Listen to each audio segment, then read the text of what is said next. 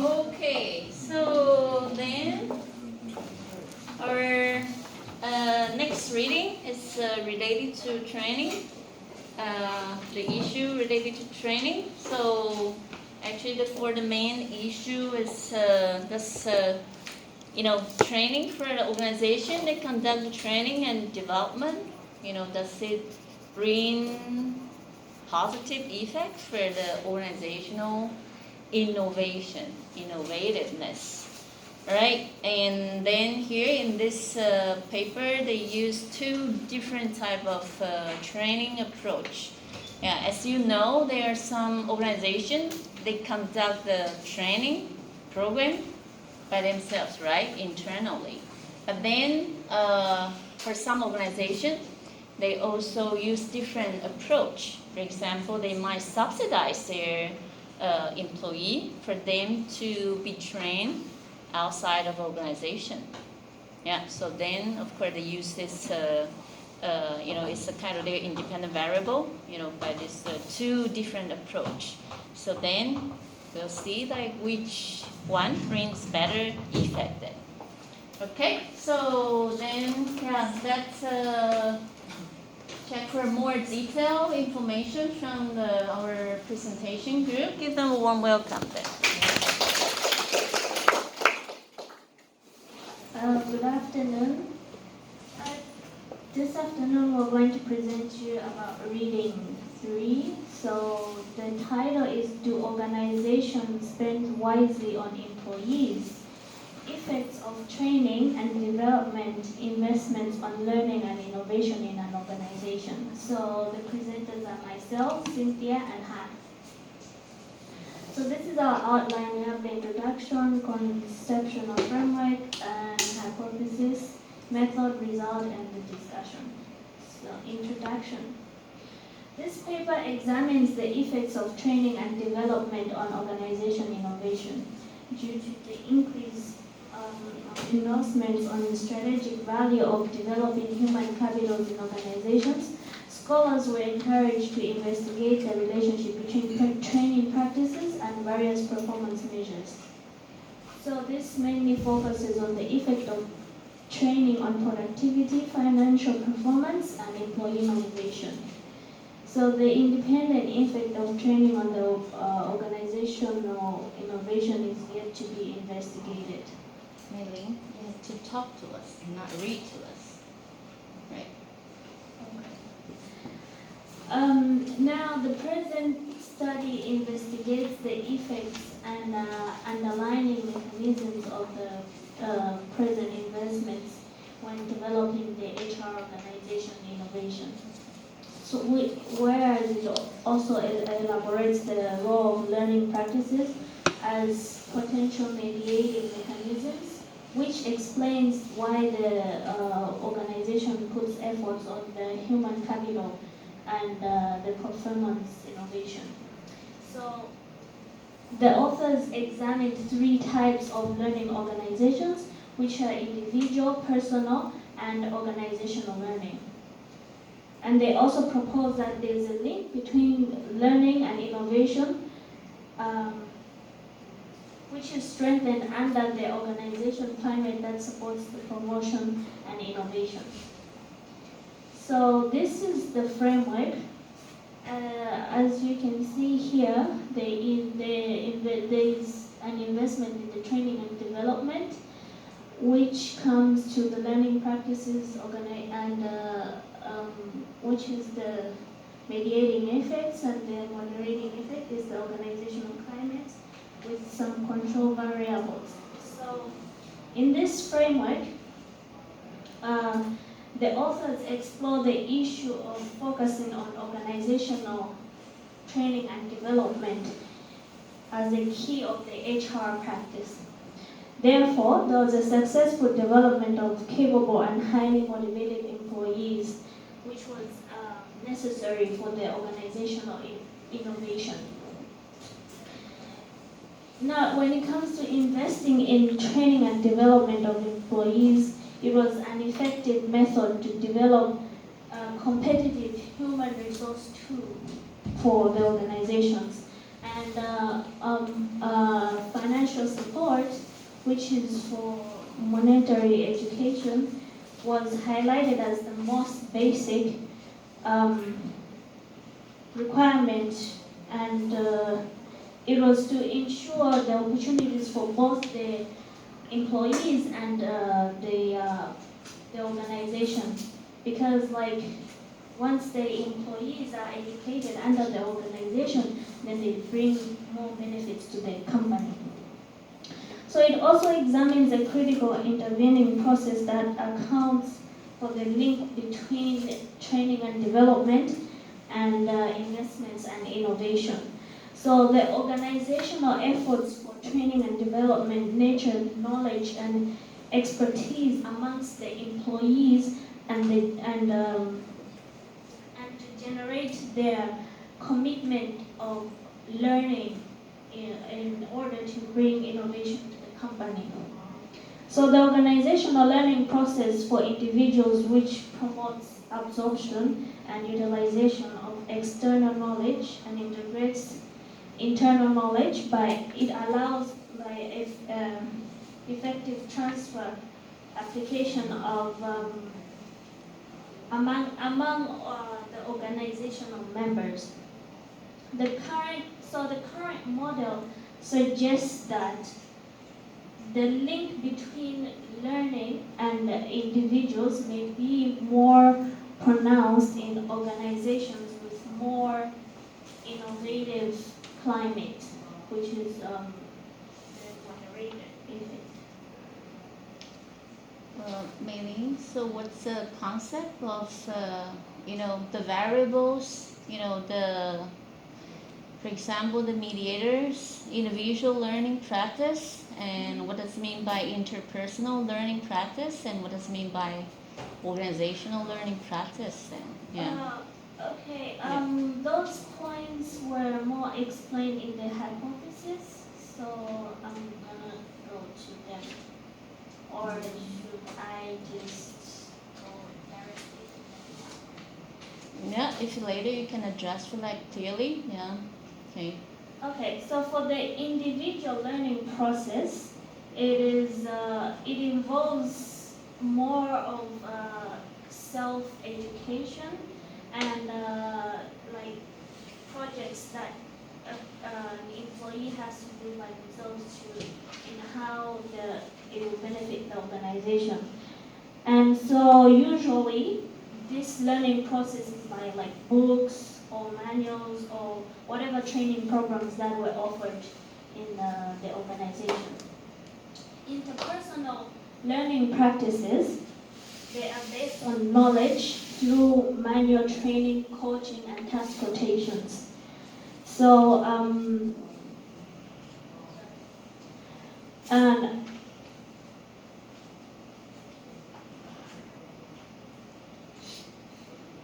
then the interpersonal learning practices are also based on exchange and cross-training amongst employees, like maybe let's say from department to department, so they get to learn more knowledge.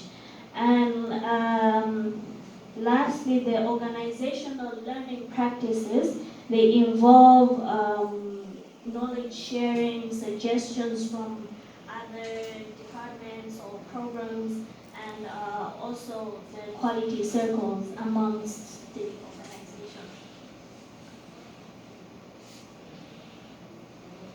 Okay. So there were positive effects of the training and development investments on organizational innovation. So there are 6 hypotheses.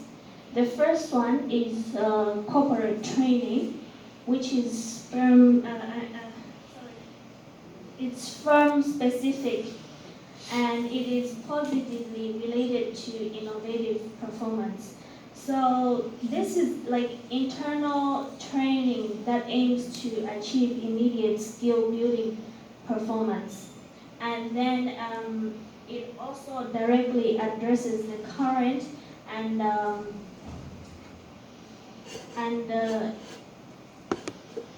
current and coming trainings that the organization needs. So this method is used to deliver like the various employee formats, like how they perform in the organization. Hypothesis 2 tells us that financial support for education is positively related to innovative performance. So it is another form of training investment for employees in terms of education, professional development of the employees, and it encourages the employees to attend external degree programs. Let's say, for example, the company sends an employee to school and maybe they have a contract or something that maybe they work for them for some years and they pay for their training. So this helps to build the employees' motivation to work for the company, and also it helps to build their own development and skills. The hypothesis 3 tells us that individual learning practices mediates the relationship between training investment and innovative performance. So hypothesis 3 is like mostly linked to this part, the learning practices. So it mainly talks about the individual, interpersonal, and organizational practices, which I explained earlier. And when it comes to the hypothesis 4, the interpersonal learning practices have they have a mediation on the relationship between training investment and innovative performance. So this increases the willingness of employees to advance their capabilities and engage in various self-learning activities. Hypothesis 5, the organizational learning practices mediate the relationship between training investment and innovative performance, which means that the financial investment that was given to the employees, it gives a clear message and willingness to develop the employees, whereby this will give a high significance to self-learning approaches, and also the communication between the employees and the employers become better, whereby they tend to share more experiences on what they learned.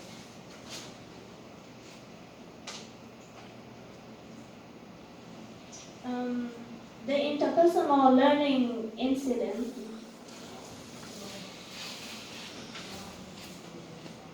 Yeah, we have to speed up a little bit, otherwise running out of time. Okay, so let me go to hypothesis 5, which is the organizational learning practices. It mediates the relationship between training, investment, and innovative performance as well.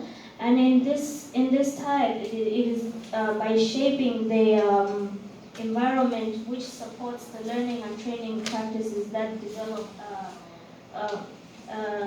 learning and training development investments provide a foundation for readiness and activation learning and knowledge management within the organization. So the organizational learning practices encourages employees to participate in innovation processes by inspiring them to recognize their own knowledge and also generate, as part of the work, responsibility to improve the status quo rather than passively accepting. The last one, hypothesis 6, innovation climate moderates between the relationship between learning practices and innovative performance in such a way that relationship is stronger in an organization with a higher level of innovative climate. So an innovative climate is defined as employees' perceptions of the enduring features of the organization that accept and support new ideas and change, as well as supply references from innovative initiatives. So the next part is the method. Okay, so I will explain you briefly about the methodology in this research. So the sample and data collection in this research was used the random sample drawn from the private business organization listed in the database of Korean Investor Service, and they have three characteristics to choose the organization. The first characteristic is type of industry, such as like manufacturing, services, or banking, and the second one is organization size, and the third one is ownership type, which is like private or public owned. And the sample, actually the research has the initial sample of 364, but they reduce it to 260 because they exclude the organization that didn't have the learning practice on their organization plan or strategy. So the learning practice is unapplicable for the organization. So they reduce it to 260, and it becomes the final sample in this research. And the research, the data collection conducted in 2 times. The first time is in 2014, which is more to the human resource management directors and also strategy directors, which is with the average of 30.75 participants in each company, with 81.3% were men. And the second time is in 2016. This is more, the question is more to the department managers, which is this with an average of the 6.02 participants in each company, with the 96.4% were men. And the researcher also measure for each variable, in which for investment in training and development, and the learning practices. For the human resource manager director, it was collected in the first first time, and for the learning practice, and for the investment, it has 2 variables in which corporate training expenditure and financial support for the education. And for the innovative climate, it more related to the employee's perspective. It also conducted in the first time. And the innovative performance, it's related to the department manager. And also KIPO. KIPO is the Korean Intellectual Property Office, so they give the questions to them. And it was conducted in the second time. And the last one is they have a control variables. It was measured for the strategy directors, which is it's more related to the business environment. And for the human resources director, they also asked the human resource management director about this control variable, which is it's more related to the other HR practice, such as the trade performance appraisal and so on. It was conducted in the first time, and all variables were rated on the 5-point Likert type scale, which is 1 as the strongly disagree to 5 strongly agree. And let's go to the result. The research also conduct the confirmatory factor analysis of the 13 items, which is included the learning practice and innovative climate as well, and it was measured conducted to test their empirical distinctiveness.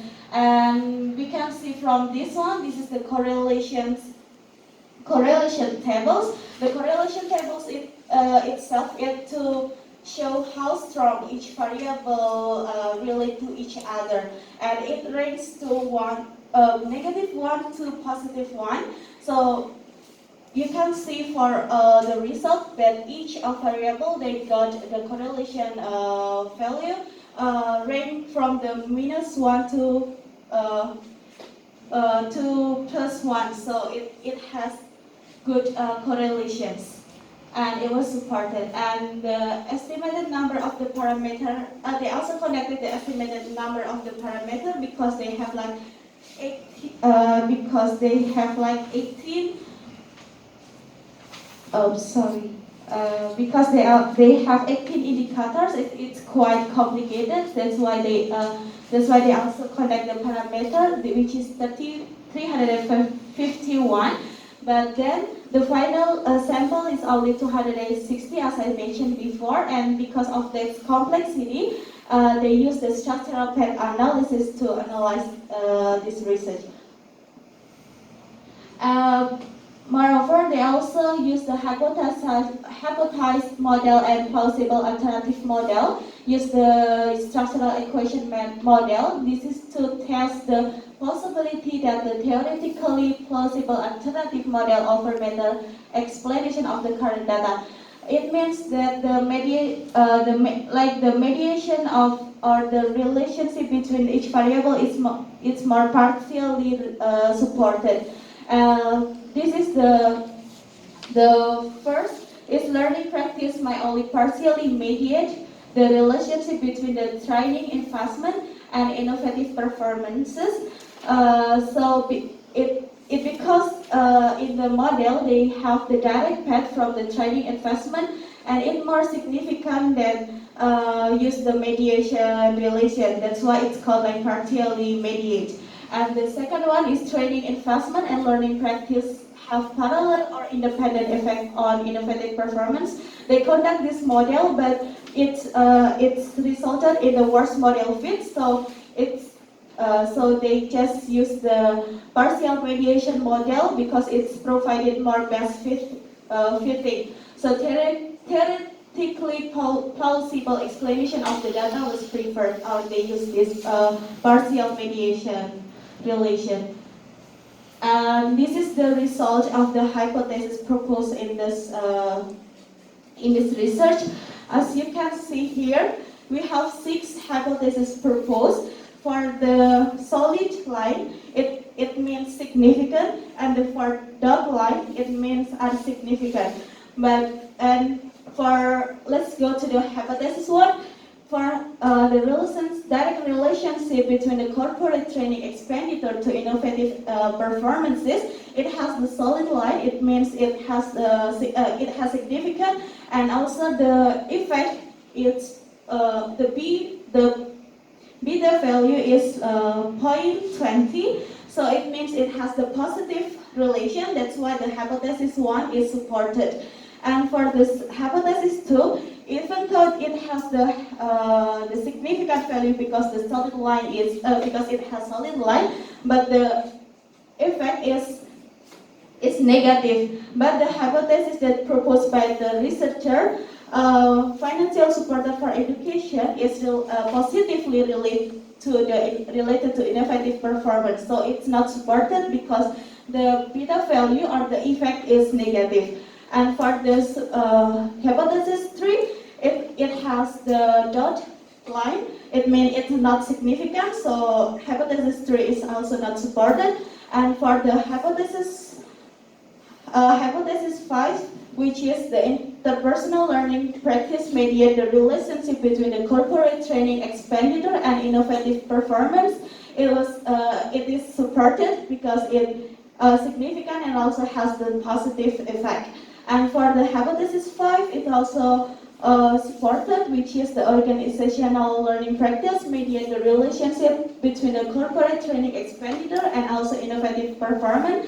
And the last hypothesis is hypothesis 6, which is also significant, in which the innovative climate has the moderating effect on the relationship between the learning practice to the innovative performance. And from the control variable, it's only organization size, which has as the significant predictor for the innovative performance. And researchers also use the slope analysis for the hypothesis 6, because in the hypothesis 6, it relates to the climate, innovative climate, in which if the innovative climate it's high, it means the innovative performance will be high also. And you can see if the innovative climate is low, so innovative performance will be low also. And this is to see the strong of the empirical finding or the finding in this how strong the finding in this research. The researchers apply the relative strict screening procedure for the study sample. Like I said before, actually they have more sample, but they exclude some organization that doesn't have the learning practice on their organization plan or strategy, or it's unapplicable for them for the learning practice. And the second one is employing bootstrapping. It's so it's actually these two graphic is not shown in the paper, but I just want to let you know that this is what we call as the normal data distribution, and this is not normal data distribution, because in the paper researchers also mentioned that they have non-normal data distribution. The way they conduct this bootstrapping. I'm Why sorry? they conduct this bootstrapping? Why? Why? Conduct the Oh, bootstrapping? because the hypothesis is not all supported, so they want to know like whether there is some problems or not, and they check the bootstrapping and they found that the data is not well distributed. Yeah, it's for what effect? Bootstrapping? Bootstrapping is for the mediator, Yeah, exactly. Good. Okay. Okay. and discussion will be. Thank you, Cynthia. I will continue with the last part discussion. As we know that the study introduced a theoretical framework that explains the mechanism through the training and development investment affect innovation. Besides, we also clarify the mediating process involve multiple levels of learning practice, and we also provide the first empirical research on an organization level. I think you can go to the next slide, right? Okay, so we have some implication of training and development investment. So, consistent with previous study, we also found that the cooperation training innovation had a positive relationship at organization level. But surprisingly, the financial support for education has direct negative effect on innovation without any significant effect on learning. This negative effect can be drawn from two reasons.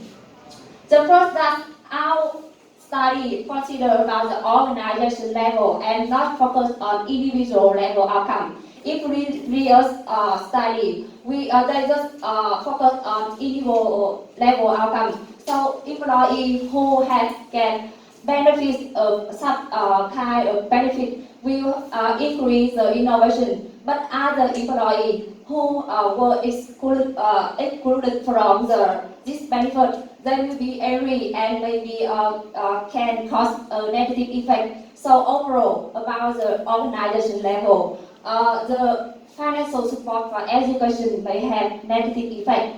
And also, employee participants may distract them from their task in hand, which hamper the ability of transfer the external knowledge. The next part is implication of learning practice for organizational innovation. The learning practice offers a meaningful intervening process between the corporate training expenditure and organization innovation. Individual learning practice are not significant associated with innovation, but interpersonal and organizational have strong positive and significant effect on the outcome.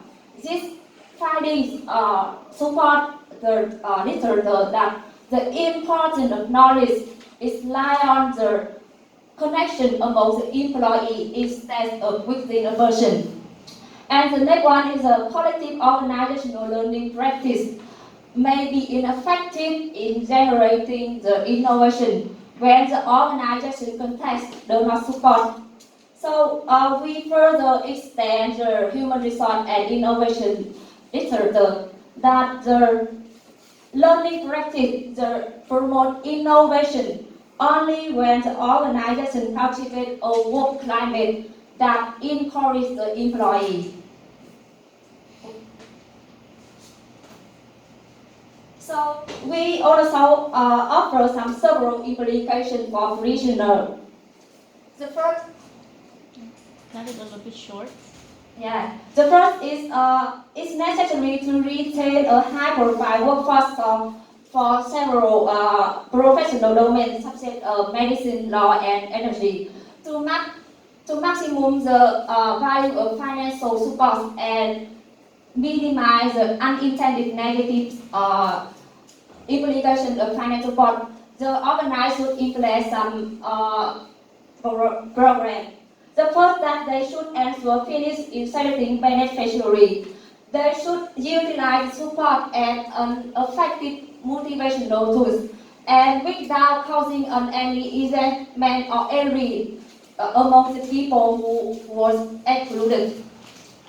The theory also show that the employee who attend the organization support education are more likely to leave their job because they increase the marketability and credential. So the company wants to retain this employee should require employee to stay a certain time or require they repay education costs. And the last one is provide highly tax relevant external education that increase the community between the newly knowledge from the external education and the tax requirement in the company. About the organization can promote collective learning activities by offering more the corporate training to their employees. About the collective learning activities maybe such as making suggestions or say they can adopt Six Sigma activity. But to the end, it's important that the organization must have to cultivate an innovation climate that encourages the employee. So paper has some limitation and we have some research future in the and we use data from multiple constitutions and really the were reported by Human Resource Management Director. So to ensure the accurate and validity of information, we should use interdependent source of data. In the innovative performance data were collected over a period of 2 years, but in the fact